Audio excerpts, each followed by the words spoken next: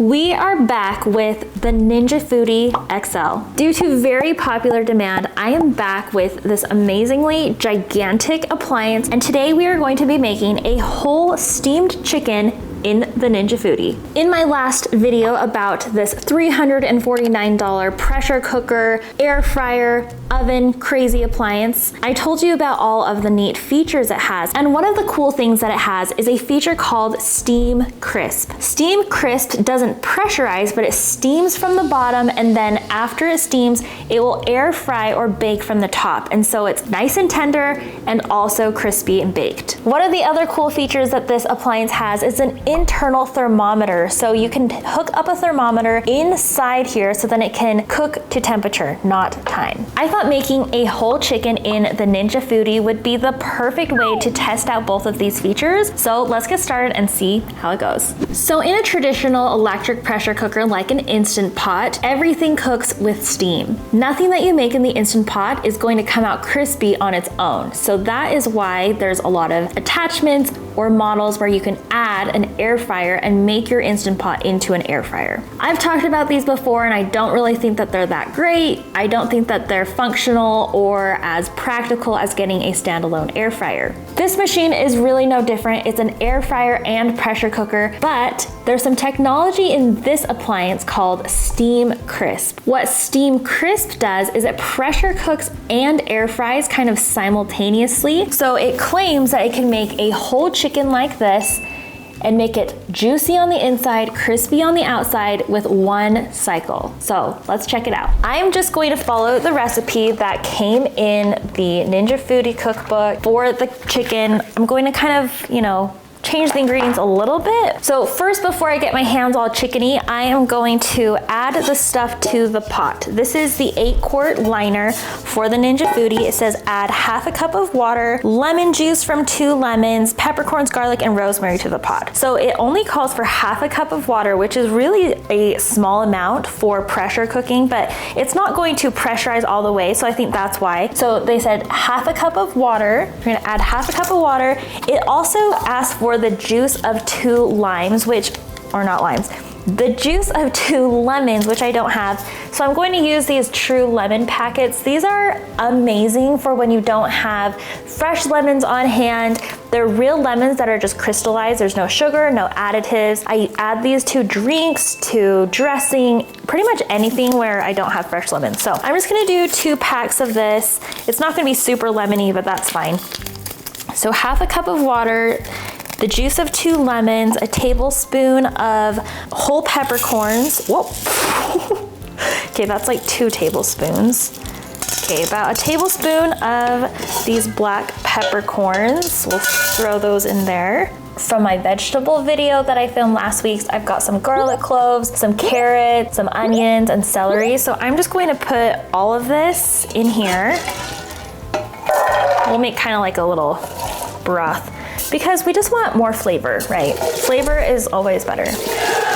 Okay, next it says to brush the chicken with oil and season generously with salt and pepper. We're going to place it in the cook and crisp basket and then place the basket in the pot. Then we're going to cook it. So let's get started. The other thing I'm going to add to this liquid vegetable pot is just a little dash of soy sauce. Just gives it a little bit of like umami, some salt, some flavor, and because I'm Asian, we add soy sauce to everything. This is the chicken we're going to use today to make our herb roasted chicken in the Ninja Foodi. It's just about 4 pounds. It's organic, air chilled, and what I've done with the chicken is I took it out of the fridge about 2 hours ago so it can come up to room temperature. Whenever you're cooking a larger piece of meat like this, you want to bring it up to room temperature. The reason is because it's going to cook so much more evenly. It's going to be tender throughout. It's going to be way better when it's all the same temperature. Then it can cook evenly. So to this whole chicken, I am going to spray it with some olive oil on the outside, so then the seasonings will stick. And I love using this olive oil spritzer. I can just control what I put on my food, how much. It's great for air frying. I'm just lifting up the skin under here and just spraying directly underneath the skin so then it can get crispy all throughout, just right over the breast here. And then I'm actually going to put in a couple garlic cloves just right under the skin. and that will just impart some flavor as well. Next, we're going to season the chicken. I'm just going to use some Redmond organic lemon pepper. This stuff is my absolute favorite. We'll just do a good amount of that everywhere. Next, we'll just do some garlic powder because we do not want bland chicken. Seasoned chicken is always best. If you can do this, you know, at least 8 to 24 hours before, that's obviously ideal. You want as much flavor as possible throughout. Last, we're just gonna do a little bit of smoked paprika, just give it a little bit of a smoky flavor, and this will also help with color all throughout. If you want, you can tie these legs together. These didn't come pre-tied. If you had some twine, you can do that. This is the pot. You can see there's not a whole lot of liquid in there, just that half cup. And it says to put the chicken in the steam crisp basket. See, it has these little fins on the bottom. I don't know if it's going to fit very well, but we will try. So just kind of stick it in there as best as we can. Okay, we're gonna put this directly over the vegetables, directly over the liquid, and then we will go cook it.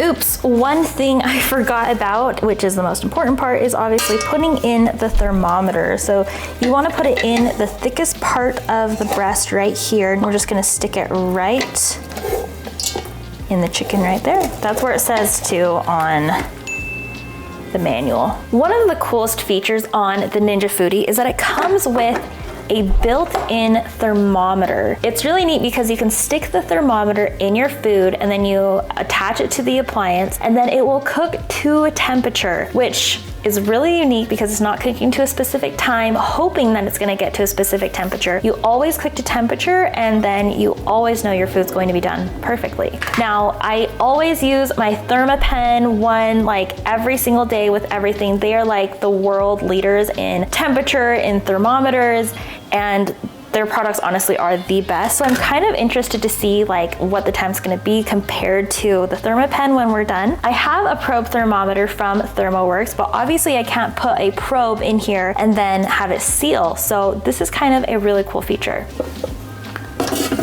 We'll put the basket in there, and then you have to take this part out and then put the thermometer in, and now the temperature of the chicken is connected to the entire appliance. One of the features I don't like about the Ninja Foodi is that this is where you have to lift it up and down. It feels much more intuitive to go like this, but then this will just like snap your fingers closed. Been there, done that. And this, like lifting it from the middle feels very cumbersome, but you know, it is what it is. So we are going to shut the lid. Wow, it is so freaking loud, you guys. Okay, air fry, stove top. We want to move this little slider over to the steam crisp function. And then let's see what it says. I think this is it. Okay, so we want to set it to 365, which we need. Usually I like to put my probe temperature like 10 degrees below, because once you take something out, it's going to like raise in temperature because it's going to keep cooking. But anyway, it says go to 365, then select preset. Oh, okay. Chick. Okay, chicken, and then press start. It says pre will display for approximately 15 minutes as the unit steams. Then the timer will start counting down. Ninja Foodi, don't fail me. Let's see how you do. Here's some steam and crisp tips. I'm going to definitely try the frozen chicken wings.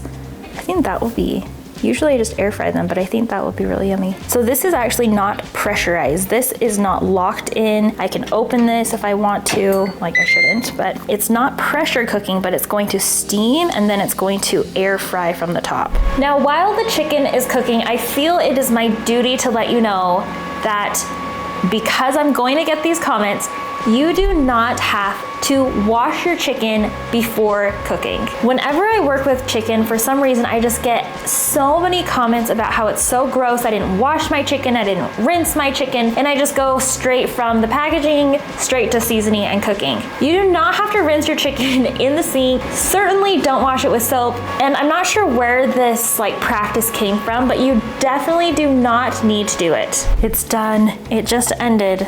So I'm nervous and a little bit excited. So you lift here. Okay, it does not look bad. Apparently this is supposed to be 170 degrees. So of course we are going to double check it on our trusty thermopen because that's the only thing I trust. 175, let's go over here. Okay, we'll go right here just in the breast. Leg. Okay, we're gonna let this rest for 5 minutes and then we'll see how it goes. This is what it looks like in the pot, and I'm actually really surprised that there's not more liquid, but I guess we only put in about half a cup. Now we can do a couple things with this. There's some drippings in there. You can see a little bit of the grease. There's vegetables, but there's peppercorns. So what we can do is make a gravy or a sauce out of this and then strain it. So then we don't have, all of these peppercorns in here. I'm just gonna say initial thoughts, holy cow. Definitely impressed. Let's go ahead and cut it, see how it tastes. I'm gonna be totally honest, I did not have high expectations, but this is amazing. The first thing you want to remember whenever you cut a rotisserie chicken like this is to make sure that it has cooled down. You do not want the chicken to be super hot and falling apart when you do this. So first things first, we are gonna take right here off of the leg. I'm gonna take off the leg. There's a lot of juice in there. That's totally fine. We're gonna find a joint, and then you can just take your hand kind of right there and it will just pop right out. So there we've got the leg and the thigh. Right here between the leg and the thigh, I like to just kind of break it apart, but if you want to be a little bit more graceful, you can take your knife, cut that. So we've got one leg here, one thigh. Next, we want to get this breast meat off. So this is called the keel bone right here. You want to go right on the side of it. And I love the crispy skin. That's where all the flavor is. You just want to take your knife right next to that bone and just kind of guide it all the way down. This is the exact same way that you cut a Thanksgiving turkey as well. So kind of use your knife as a guide all the way down the ribs. Take as much meat as you can. And then this is the area right here along the wishbone here. And you can either take your knife all the way down to straight like that. And then you have the breast piece with the wing attached. If you want to take the wing off, you just kind of go all the way back here. See, there's this joint right here, so you can see it a lot better this way. You can just go straight down, just like that. So now you've got a wing, a garlic clove, and then a chicken breast. And now we do the other side.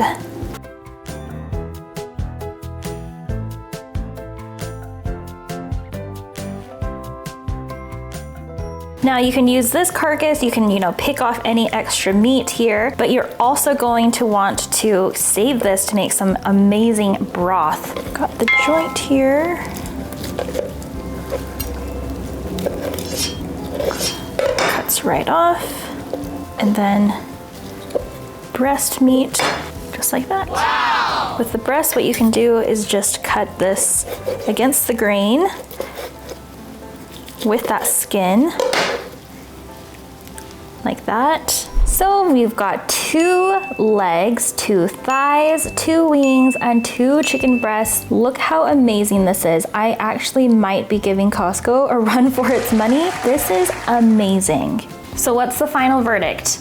I will say I am extremely pleased and incredibly shocked. I had no idea that we were going to be able to get such amazing, juicy, crispy, delicious chicken straight out of that machine. Like, it was a preset. Guys, like a preset setting, like it was idiot proof. And because you're cooking by temperature, you never have to guess if it's done or if it's not done, if it needs to be cooked a little bit longer. That is why I am so passionate about cooking by temperature, because then there's no guesswork. The fact that they put a thermometer inside of a pressure cooker, steamer, air fryer, crisper is kind of phenomenal. And if you are a more advanced cook and you really know what you're doing in the kitchen, I think this appliance is actually really cool. You could do so many things with it and not have to worry so much. The chicken was amazing. It was super simple to do. Now, am I going to go out and buy a rotisserie chicken all the time? Meh.